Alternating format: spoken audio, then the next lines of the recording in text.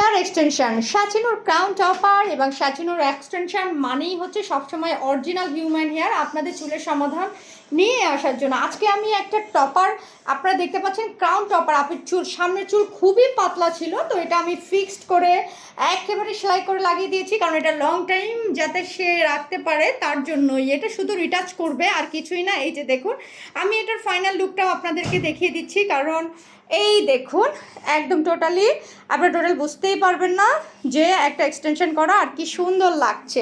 এটা হচ্ছে সাচিনোর ক্রাউন টপারের যে এক্সটেনশনটা, যাদের একেবারে সামনে পাতলা রয়েছে তাদের জন্য।